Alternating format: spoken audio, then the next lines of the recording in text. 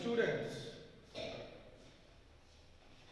my basic objectives today is to explain you how to carry out different chemical tests to determine, to analyze the crude drug of alloy. Means crude drug of alloys को analyse करने के लिए कौन कौन सी chemical test perform कर सकते हैं, so that we can analyze the crude drug of alloy. तो when we talk about the synonyms, तो synonym of alloy is alloy itself.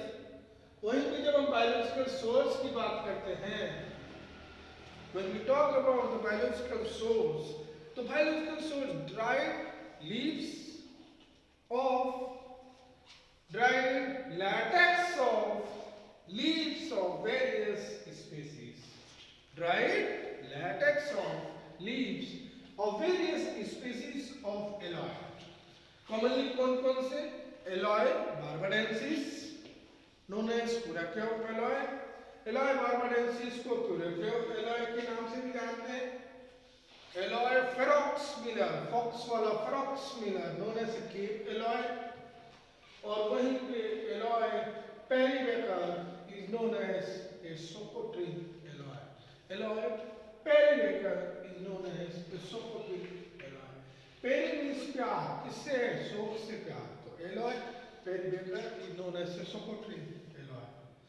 So, the biological source, how we will obtain, means alloy is obtained from dried latex of leaves of various species of alloys, namely alloy barbadensis mineral, known as a curative alloy, alloy ferox mineral, known as a cape alloy, और alloy पेरीबेकर को हम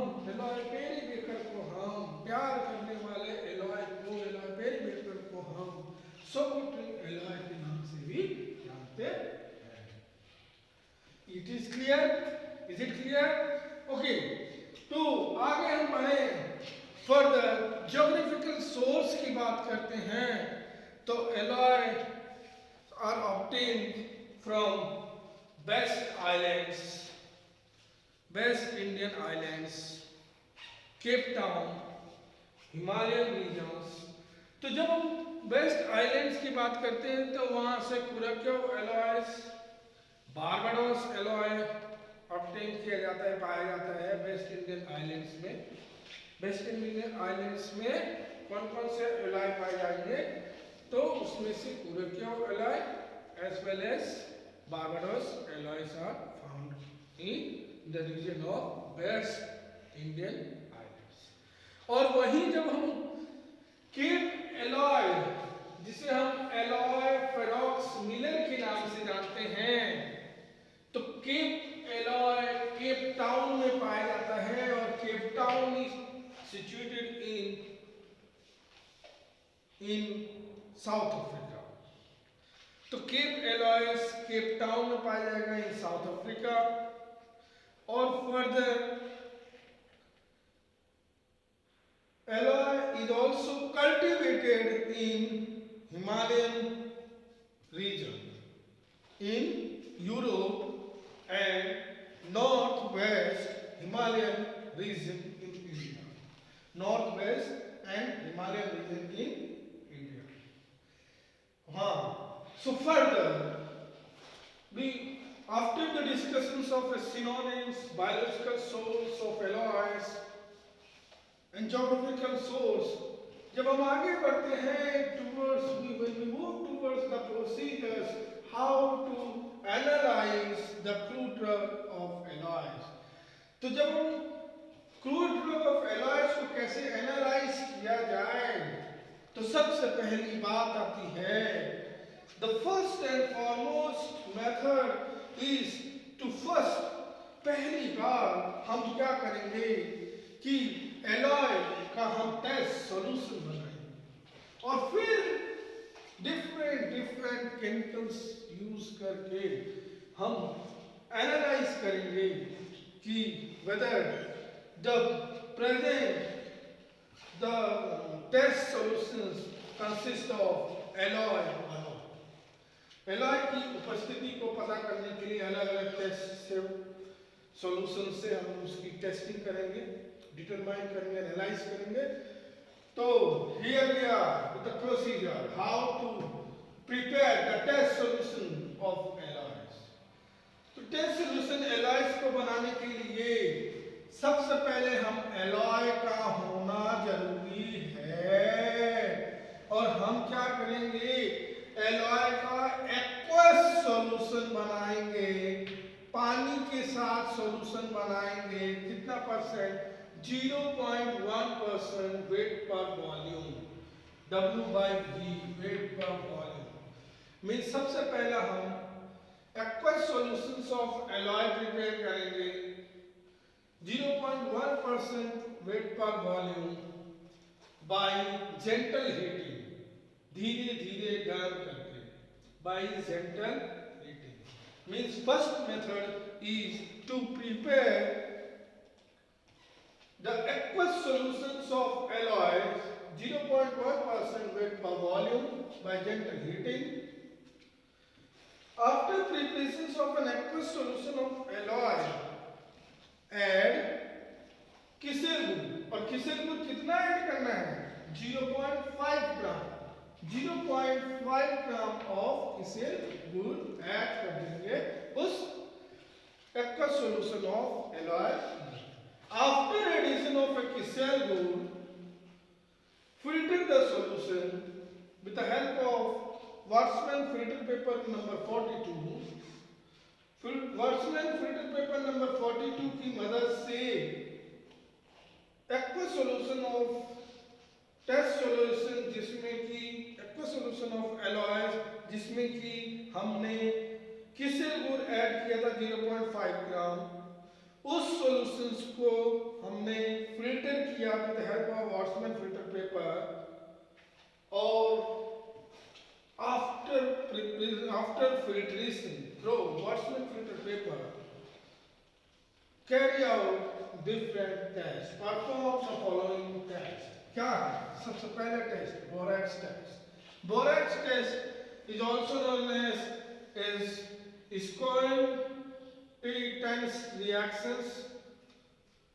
तो borax test के लिए हम क्या करेंगे, जो टेस्ट सॉल्यूशन बनाया था, जो टेस्ट सॉल्यूशन हमने बनाया है उसका हम 5 ml टेस्ट सॉल्यूशन ले लेंगे और चूंकि हम बोरेक्स टेस्ट कर रहे हैं तो definitely we need 0.2 gram of pure borax. और हम क्या करेंगे, 5 ml ऑफ टेस्ट सॉल्यूशन जो अबव जो टेस्ट सॉल्यूशन हमने बनाया है, that 5 ml of test solution is further gently heated with 0.2 gram of pure borax till it gets dissolve. तब तक हीट करते जाएंगे जब तक वो पूरी तरह घुल न जाए, पूरी तरह डिसॉल्व हो जाए। और जैसे ही डिसॉल्व होता है तो transfer few drops of resulting solutions into a test tube filled with distilled water। हम क्या करेंगे, सबसे पहले बोरेक्स टेस्ट करने के लिए बोरेक्स तो ले ही लेंगे, 0.2 ग्राम प्योर बोरेक्स लिया, उसको 5 ml एलॉय का जो टेस्ट सॉल्यूशन बनाया था वो लिया, फिर क्या किया, हीट किया। और हीट तब किया जब तक इट कंप्लीटली गेट्स डिसॉल्व। और जैसे ही गेट्स डिसॉल्व तो हमने क्या किया, transfer few drops of that particular solutions into a test tube filled with distilled water। तो हम देखते क्या है, जैसे ही हमने few drops of जो रिजल्टिंग सॉल्यूशंस है उसको एक दूसरे टेस्ट ट्यूब में जिसमें डिस्टिल्ड वाटर भरा हुआ है उसमें हमने डाला, तो हमने क्या देखा कि ग्रीन कलर अपीयरेंस, हमने ग्रीन कलर का फ्लोरेसेंस देखा, and this indicates the formation of aloe emodin anthranol. Means green colour fluorescence appearance indicates the formation, the production of alloy immodine anthracene. Means borax test जिसको कि स्क्वायन-टी-टेंस reactions के नाम से भी जानते हैं, तो हमने बोरेक्स नाम का समझ में है तो डेफिनेटली बोरेक्स तो चाहिए ही चाहिए। तो हमने क्या किया, 0.2 ग्राम ऑफ प्योर बोरेक्स और 5 ml टेस्ट सॉल्यूशंस, दोनों को हीट किया। Test solution borax, test solution borax, heat करते गए कब तक, till it gets completely dissolve. और जैसे ही ये पूरी तरह डिसॉल्व होंगे तो इसमें से फ्यू ड्रॉप्स ऑफ सॉल्यूशंस को किसी दूसरे टेस्ट ट्यूब में ट्रांसफर करेंगे, और उस टेस्ट ट्यूब जिसमें ट्रांसफर करने वाले हैं it is already filled with distilled water. तो हमने जैसे ही ट्रांसफर किया उस टेस्ट ट्यूब में जिसमें कि डिस्टिल्ड वाटर भरा हुआ था, तो हमने क्या देखा, green colour fluorescence occur, green colour का फ्लोरेसेंस आने लगा, अपीयरेंस होने लगा, दिखाई देने लगा, जो इंडिकेट करता है, जो दर्शाता है कि आपका एलॉय इमोडिन एंथ्रेनॉल डेरिवेटिव्स का फॉर्मेशन हुआ, प्रोडक्शन।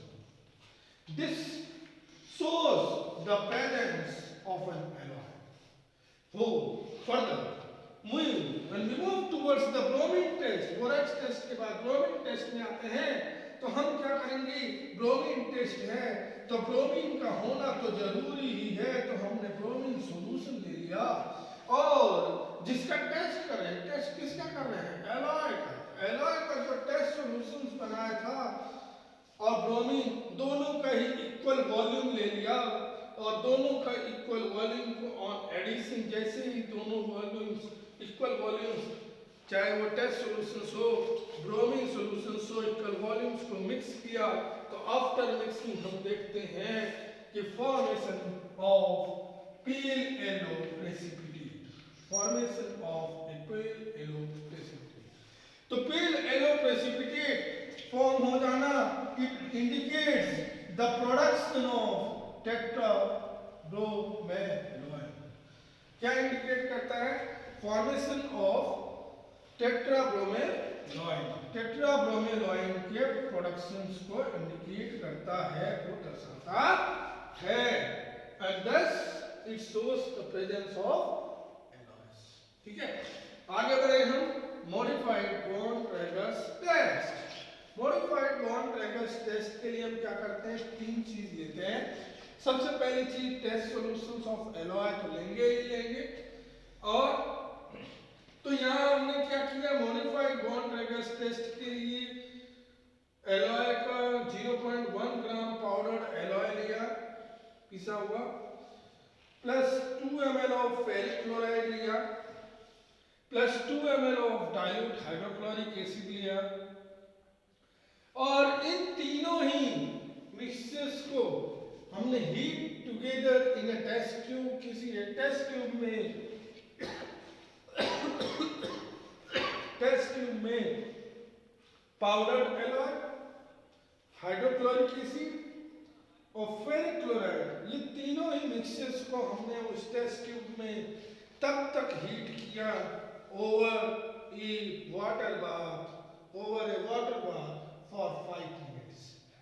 5 मिनट्स तक के लिए हमने उसको हीट करते रहे, फिर cool the content was cooled, उसको ठंडा किया, extract the liberated anthraquinone with carbon tetrachloride, CCl4 carbon tetrachloride की मदद से जो एक्सट्रैक्ट ऑब्टेन हुआ, लिबरेट हुआ, extract the liberated anthracnone with the help of carbon tetrachloride।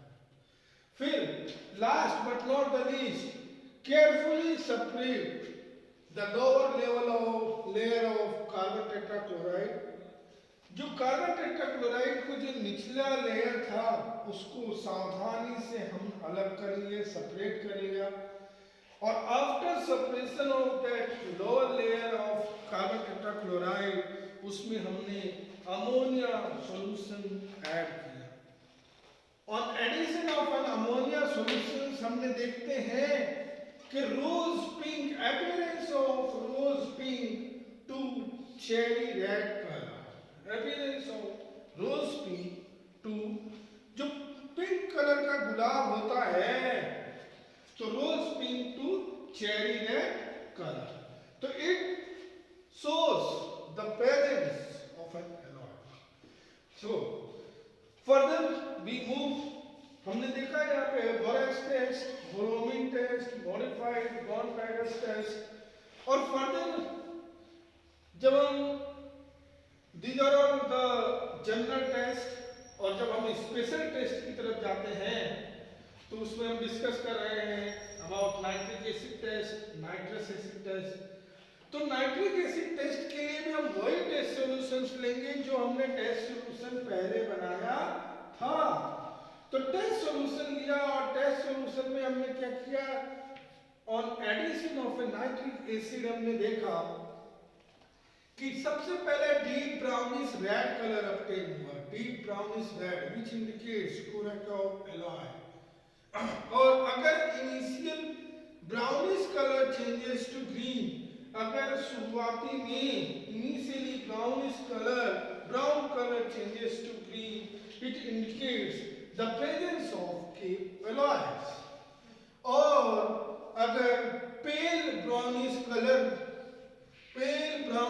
Yellow colour अगर अपीयरेंस होता है तो it indicates the presence of Socotrine aloe, Socotrine alloy.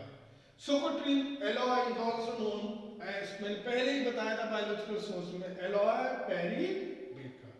तो जब हम नाइट्रिक एसिड टेस्ट की बात करते हैं तो definitely we need nitric acid. तो on addition of this nitric acid into the test solution of aloe, तो हमने जब देखा तीन चीजें, अगर पेल ब्राउनिश येलो अचीव होता है, appearance of pale brownish yellow, it indicates pale brownish yellow indicates the presence of socotrine alloy।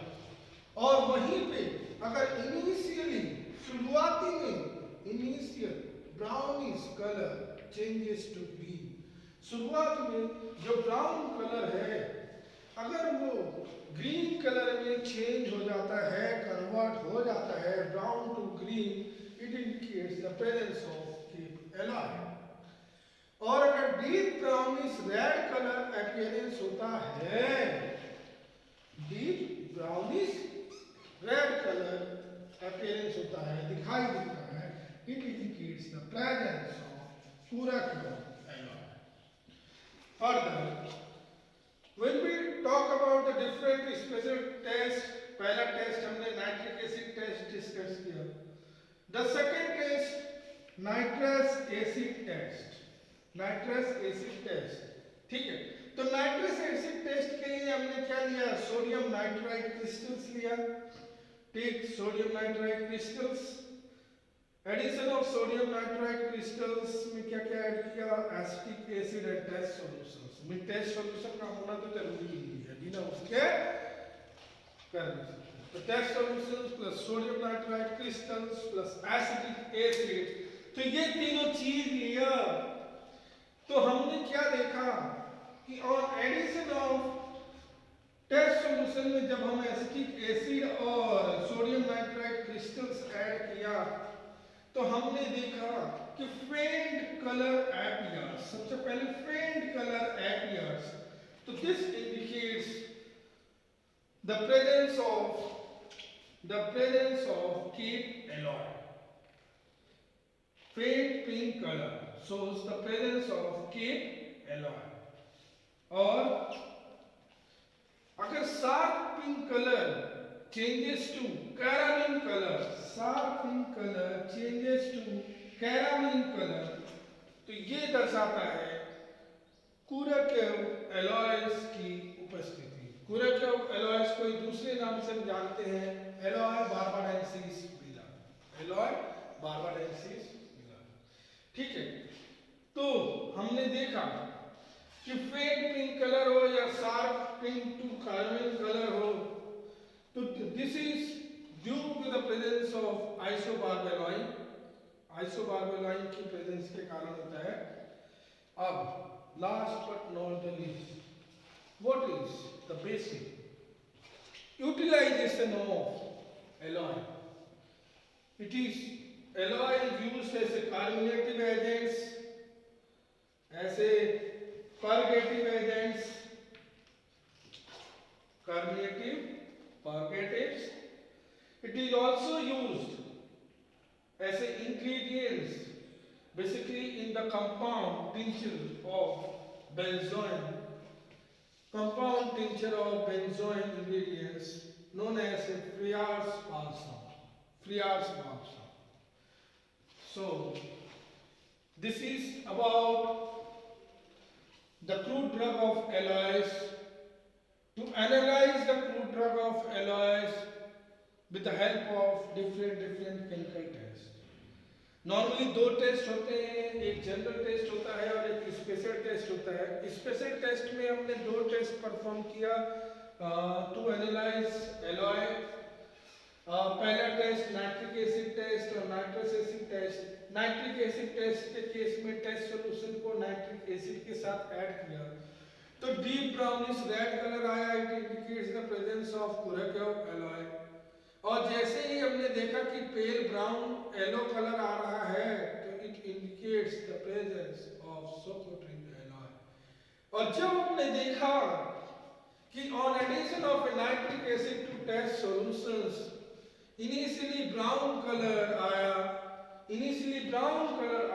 और फिर it changes to green color. Initially brown color changes to green color, indicates the presence of Cape alloy. Cape alloy is basically found in Cape Town, और Cape Town is located in, general questions है, Cape Town is located in South Africa. Okay, वहीं पे जब हम nitrous acid test perform किया तो nitrous acid test perform करने के लिए हमने टेस्ट सॉल्यूशन लिया, एसिटिक एसिड लिया और उसमें सोडियम नाइट्राइट क्रिस्टल्स ऐड किया। Test solution acetic acid solution और उसमें सोडियम नाइट्राइट क्रिस्टल्स। तो after the addition of a sodium nitrite crystals और acetic acid on a test solutions हमने क्या देखा कि अगर फेंट पिंक कलर आता है तो it indicates the presence of Cape aloe, और अगर sharp pink to carmine colour आता है तो it indicates the presence of Curaçao aloe. And when we talk about the basic utilization, basic uses, purposes of alloy, तो alloy is used as a carminative agent, as a purgative agent। carminative किसमें use होता है? Aloe is used as a carminative agent. किसमें? Very good, used as a carminative agent, as a purgative agent, ठीक है, और used as a ingredients in the compound tincture of benzoin known as Friar's balsam। So hope you all have understood how you will analyze the crude drug of alloys with the help of different chemical tests, whether it may be a general test or a special test। General test में हमने पढ़ा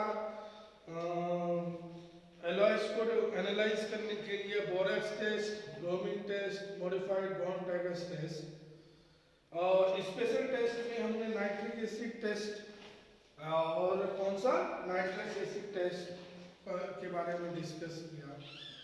तो इस तरह से इसका सारी चीजें ये प्रोसेस होती है, इसका प्रोसीजर होता है। And hope